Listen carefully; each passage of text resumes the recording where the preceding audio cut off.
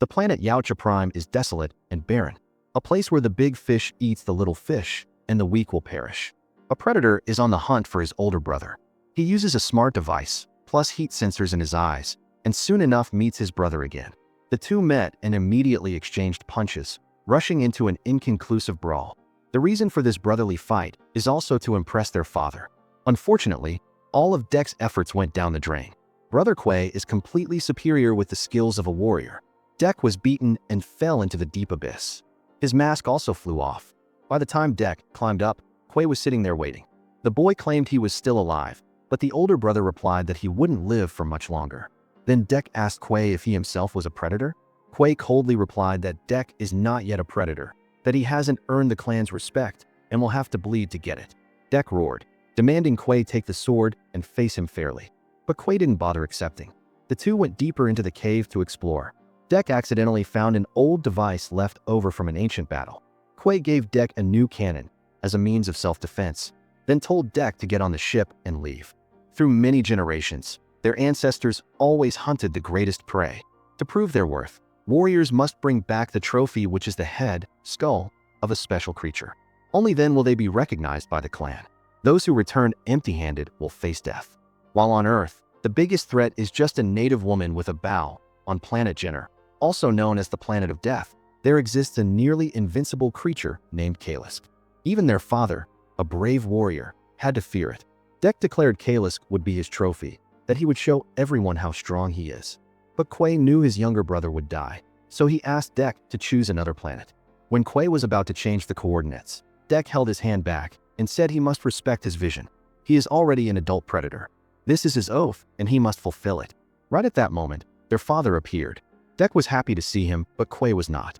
He cut his own hand to show respect to his father. The father, a predator full of experience and ruthlessness, raised his voice asking his eldest son why he hadn't completed the mission he assigned.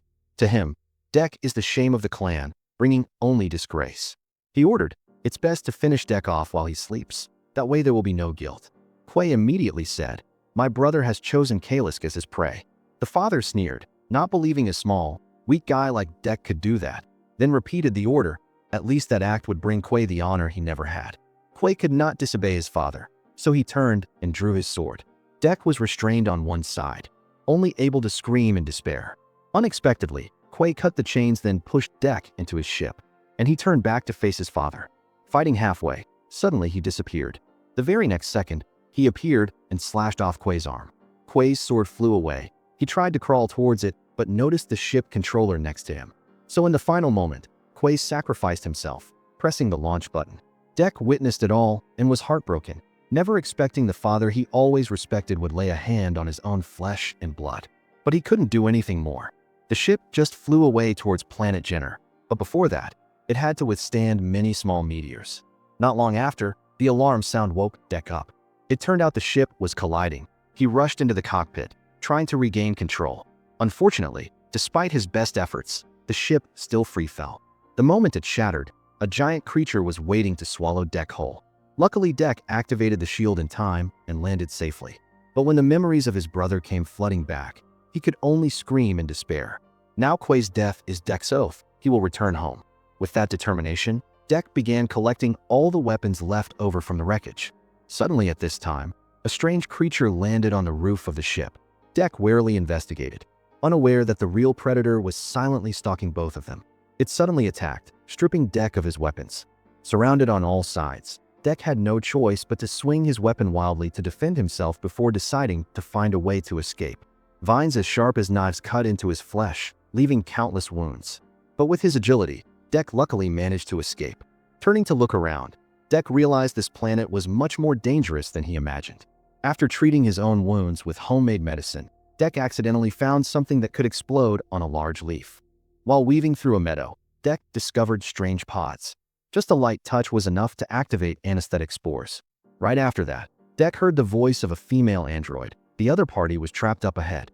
She said she would save Dek if he helped her escape, and didn't forget to warn. Many predators came to this place, and all had to perish. As the words finished, the bird flying from above dropped a stone, activating the dangerous pods. Dek flatly refused to cooperate because a predator always works alone.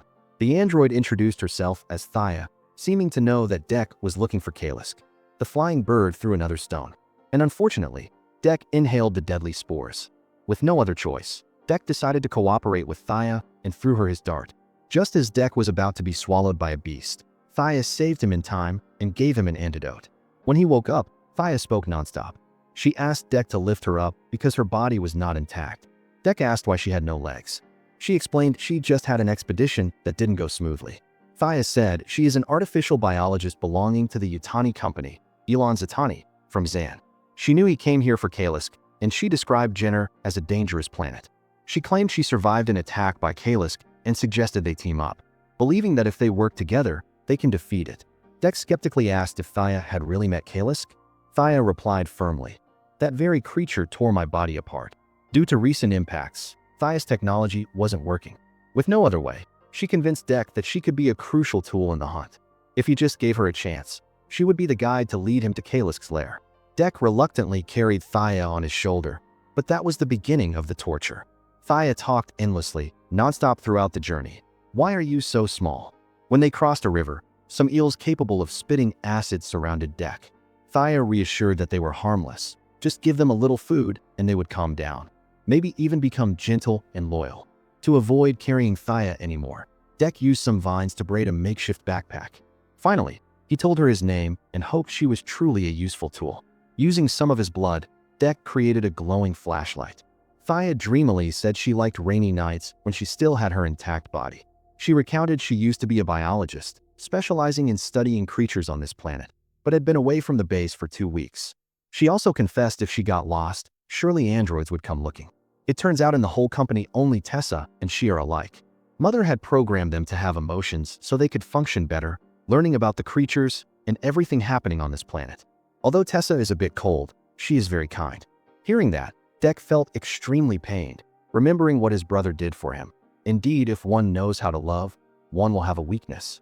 Thaya continued the story that everything changed when Kalisk attacked their base.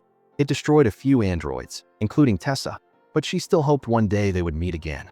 When she turned back, Dek had fallen asleep from exhaustion. At the same time, in a faraway place at the Yutani base, Tessa returned in a state where her body was almost completely destroyed. Her mission was still not completed. She had to capture a precious specimen for the company at all costs. The connection signal was activated. The cold voice of Mother rang out, welcoming Tessa back, but immediately followed by a reprimand. The company was not pleased with her actions. The mission had failed. Ignoring the blame, Tessa only cared about Thaya. Mother announced a predator was holding her, and that was all the information they had. Meanwhile, in another place on the planet, hunger was tormenting Dek. He was looking for something to eat. With her extensive knowledge, Thaya pointed at a rhinoceros-like creature and explained that it was one of Kalisk's favorite prey. Kalisk's food would also be his food.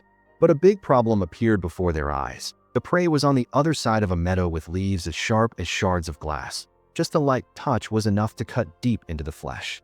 Ironically, that was the only way to approach the rhinoceros. From a high tree, Dek noticed a species of monkey watching them. Not discouraged, he decided to use his dart. Taking the opportunity, the monkey swooped down and chased the rhinoceros. Dek immediately climbed up a tree, nearly causing Thaya to lose an eye. He struggled for a while to cling onto the back of the giant creature, but was also quickly thrown to the ground by it. When the monkey passed by, Dek rushed in to fight it. But he quickly realized this small creature was incredibly agile and strong.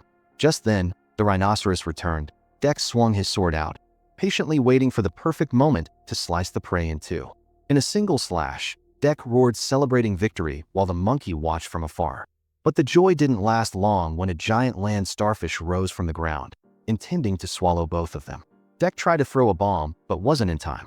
In the critical situation, the monkey rushed in, using its hard shell to break the sharp teeth of the starfish. Attacked, the monster frantically chased the one who injured it. Dek took the chance to climb a high tree to avoid walking through the glass meadow, and then from there swooped down to finish off the starfish. This display of power made the monkey widen its eyes in amazement. As for Tessa, she and her android team found Dek's ship. Although attacked fiercely by the vines, they easily destroyed them. Then, with advanced weapons, they burned down a large area of the forest. That night, by the fire, Thaya happily said that they were a great team. Her intellect, the monkey's strength, and Dek's dexterity created a perfect trio. The monkey wanted to eat Dek's portion of meat, but he refused. Thaya thought this creature looked very adorable. To kill time, she asked Dek which moment he liked best in all they had been through. Dek replied it was when he sliced the rhinoceros in two with his sword and felt its blood splash on his face. Dek gave Thaya some food, but she said she preferred sweets. Finding the meat too tough, Dek threw it to the monkey. To show gratitude, it spat on him. Thaya explained that was how it showed respect or wanted Dek to become part of its tribe. But Dek has no clan. He belongs to no one. He is a solitary predator who lost his brother at the hands of his own father.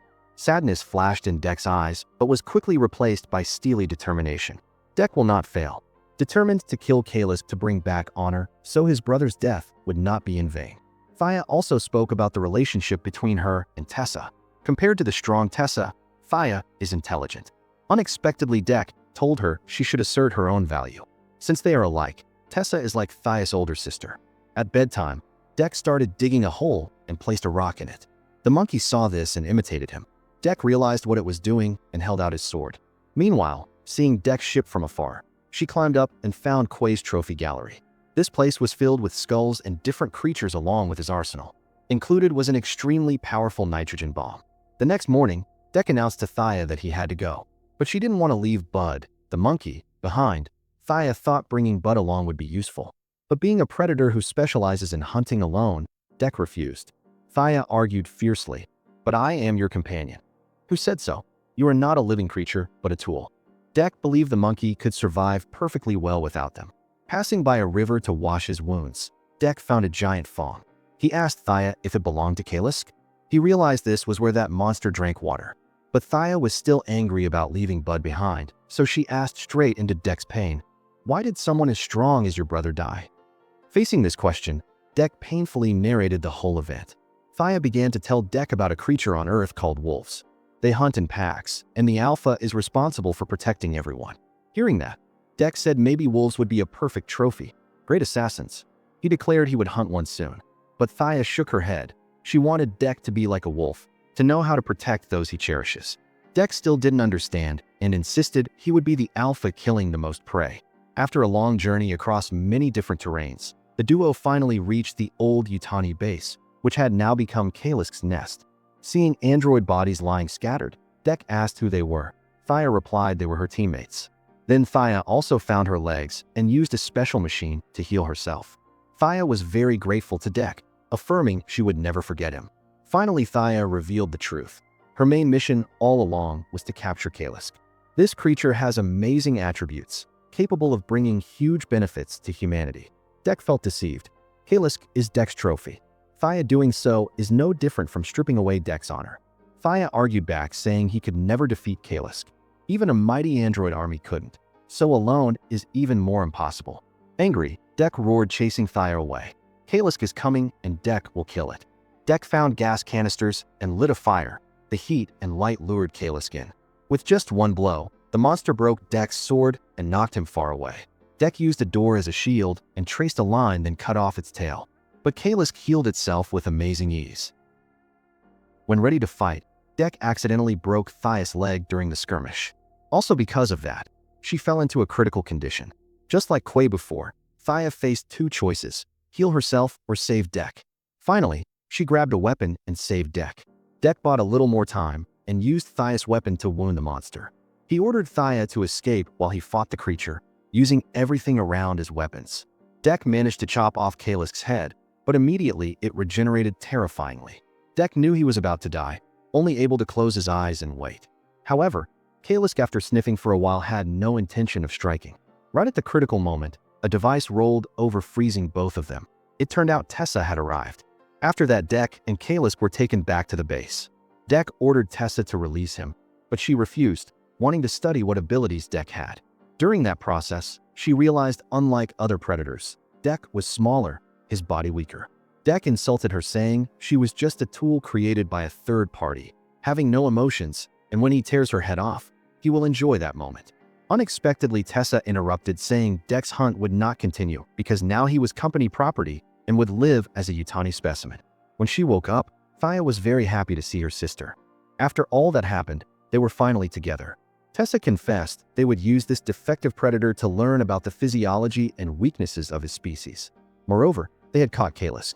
Tessa intended to inject the serum into Dek, but Thea stopped her, saying, "This predator is not worth studying." As she said, his weakness did not fit the company's standards. But Tessa would still study.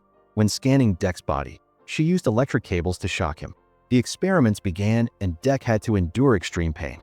Thea asked her sister to stop, but she refused.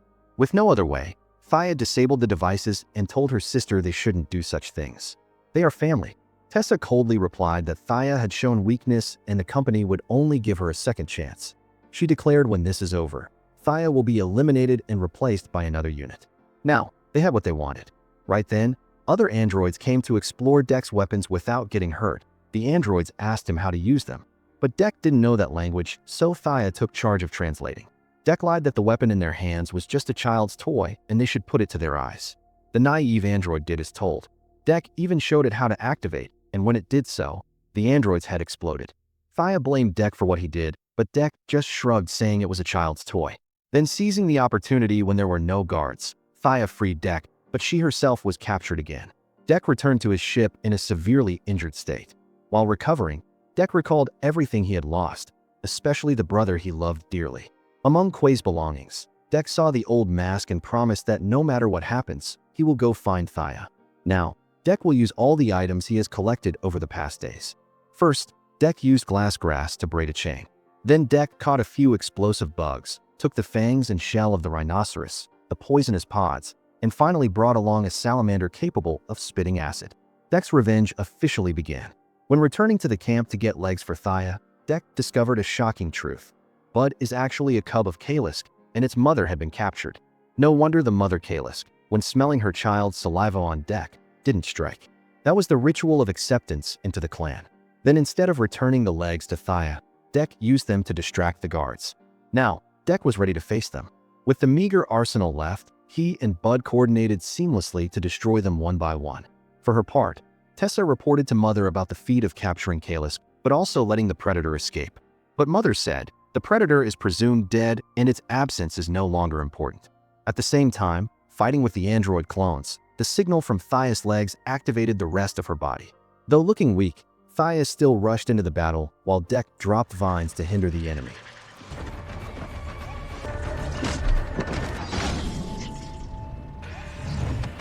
Finally, Kalisk was put on the ship.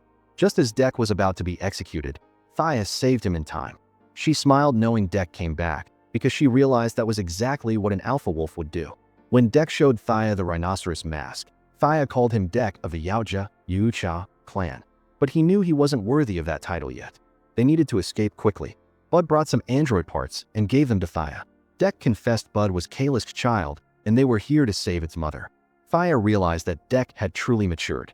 He finally gave up the immature obsession with hunting a trophy, replacing it with an act of altruism. This is the first predator daring to do so. Now they must split up. Thea and Bud will go rescue Kalisk, while Dek will go get his trophy. To disguise, Thea used cloaks, while Dek waited for the remaining androids. They surrounded Dek, but he had already placed bomb bugs with acid-dipped needles. The bugs were activated and exploded. Thought this was the end. Unexpectedly, Yutani had prepared a giant robot for the final battle.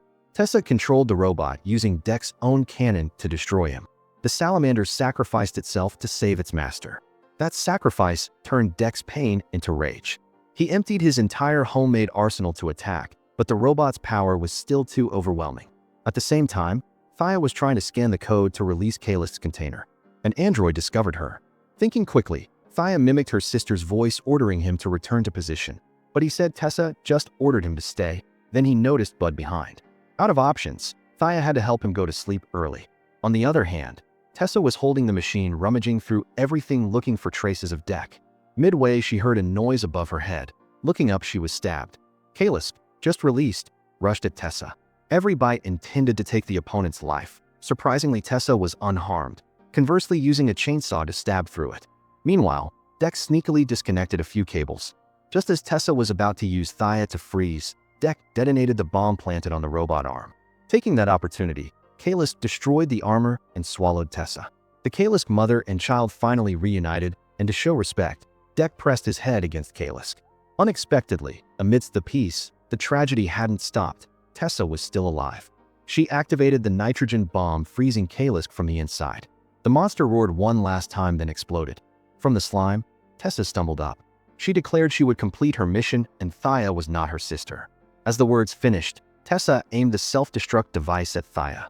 Just as she was about to press the button, Dek stabbed Tessa from behind and seized the device. Bud, to avenge its mother, delivered the finishing blow, ending it all. Sometime later, Dek returned to the Yautja clan. The father came out to welcome Dek. He was extremely surprised that he was still alive. Dek threw Tessa's head down as a trophy, but the father was scornful, asking if he came for revenge. Dek shook his head. What he cared about was his camouflage suit. The father didn't care. He considered Dek a disgrace, a shame to the whole clan. Because of Dek's existence, a formidable warrior like Quay had to die. He ordered his warriors to destroy Dek. Now, with new weapons, Dek used glass grass combined with his spear, taking down 2 guards. Finally, Dek stabbed the father to prove how strong he had become. The cowardly father used camouflage ability to attack. But Dek activated his ship, using the image of Earth to track his location, without hesitation chopping off his arm and using a net to capture him. When Dek drove the sword through his father, in his dying breath, the father muttered, "The worthy lived and the weak died." He offered that if he surrendered, he would allow him to become part of the clan. But Dek coldly replied, "I already have a family." As the words finished, Bud appeared in the mist. One stab took the father's skull, stripping the camouflage suit and his father's sword. Now, he has become a true predator. But the story doesn't end there. The Predator Network is scouring to find the one who killed the leader. Thea worriedly asked, "Who is coming on that ship? Is it another leader?" "No, the person coming is even worse, much more dangerous than my father. That is my mother." So today's video ends here. If you guys found it good, then please give me a like, share, subscribe, and hit the notification bell button to wait for upcoming videos. See you guys in the next movies.